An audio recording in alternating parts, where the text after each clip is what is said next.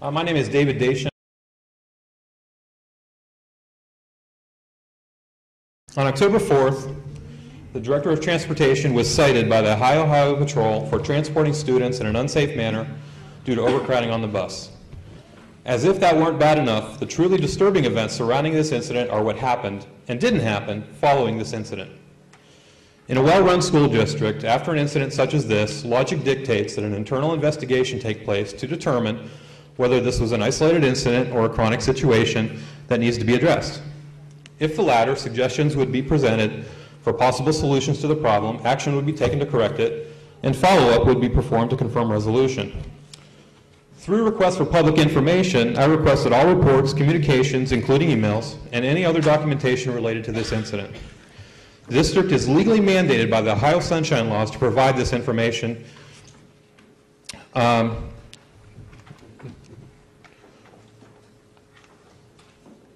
If more documentation exists, I didn't receive it. And Mary Ann Herschel broke the law. Apparently, I got everything. Based on what I received, the following is what happened regarding the above incident. The transportation director wrote an email to the superintendent essentially stating, quote, "It is impossible to determine who is riding when I put these routes together. I also continue to repair bad data due to poor communication between departments, and the state highway patrolman has blown this completely out of proportion," end quote. And then, that's it. Nothing else was done. The superintendent did not reply questioning what the plan was to resolve the routing and data issues. The Board of Education did not direct the superintendent to investigate this incident and resolve any issues that were discovered. The issue was completely dropped internally, and nothing was done after the primary law enforcement agency in the state of Ohio told Austintown Local School District in no uncertain terms that we have some safety issues that need to be addressed. The superintendent told the press something to the effect of the capacity of the school bus was not exceeded. The problem with that is the citation was not for exceeding the capacity of the school bus. The citation was issued because the kids were seated 3 to a seat and they were too big to fit behind the seat back barriers in front of them. If the bus had an accident or had to stop suddenly, those kids, essentially sitting in the aisles, would have become projectiles causing serious injury. After this incident, I spoke to Lieutenant Hill from the OHP. He told me right off the bat that he didn't like citing the school district, but the situation was serious enough that he thought it was necessary. He also told me that during his interview with the transportation director, she told him that there have been very few parent complaints regarding safety issues with the Austintown Local School District busing system. He was very surprised and interested to learn that for the past year, there has been a website and a Facebook group with over 340 members devoted to trying to resolve the many safety complaints that parents had first contacted the transportation department about, but had been unsuccessful getting resolution to. The charges were subsequently dropped, not because the parties were innocent, but because of a procedural technicality whereby OHP should have prior notified the school district that they intended to stop the bus. Parents are telling me the overcrowding and these violations are still going on, mostly in the morning, because many kids stay after school for activities and don't ride the bus home. The most significant problem with this whole episode, and with all the other safety issues brought before the Board of Education administration for the past year, is where is the oversight? The current Board of Education is intimately aware of the practices and tactics of this superintendent and his transportation director, and they have done nothing to investigate this issue. This is not the behavior we expect or deserve from our elected officials.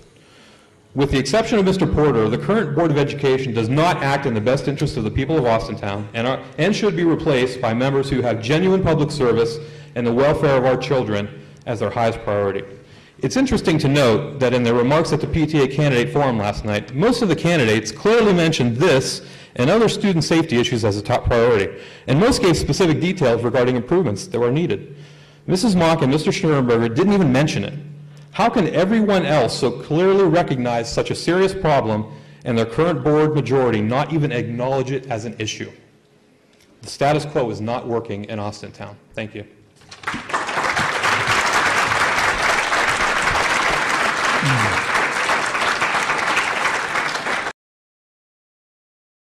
I'm Paul Proctor.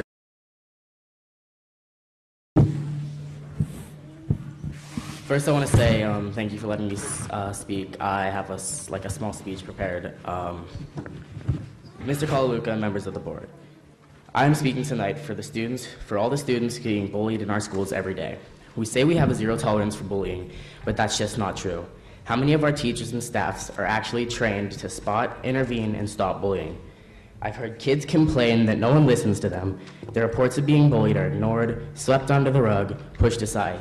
So I ask you, how is that solving the problem?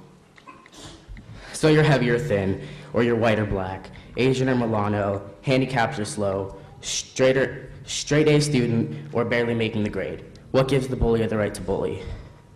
I'll tell you what gives them the right. It's our school system, our teachers and staffs who are untrained, unwilling, and not committed.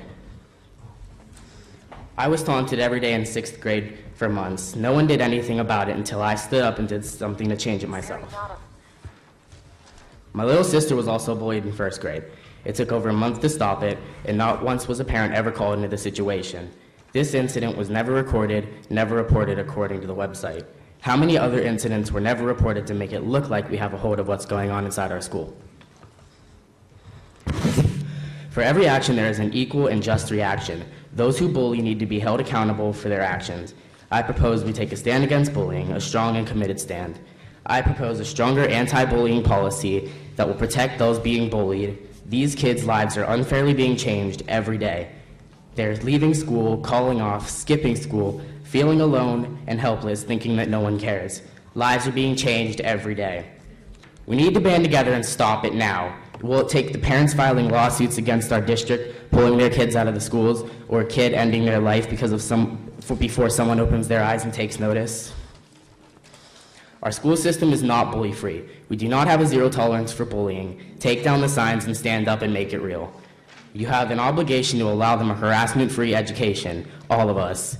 Make bullies accountable, make parents accountable, teach tolerance and empathy. Stop treating some of these bullies as if they're gods who walk on the red carpet when they enter the schools. Teach them that it will not be tolerated, and that their freedom of speech ends when they're disturbingly interrupting with another student's rights to a bully-free zone.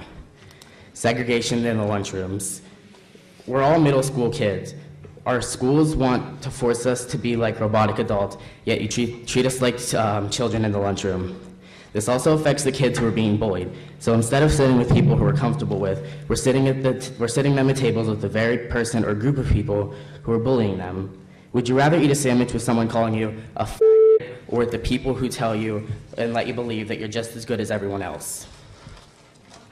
90% of 4th through 8th graders report being bullied across America. 1 out of every 10 students drop out because of bullying. Harassment and bullying have been linked to 75% of school shooting incidents. Suicide rates between 10 and 14-year-olds has grown over more than 50% in the last 3 decades due to bullying. Stop saying that we won't tolerate and start proving it. We need to make a committed stand against bullying. You could be saving the life of a child you have an obligation to protect. Thank you.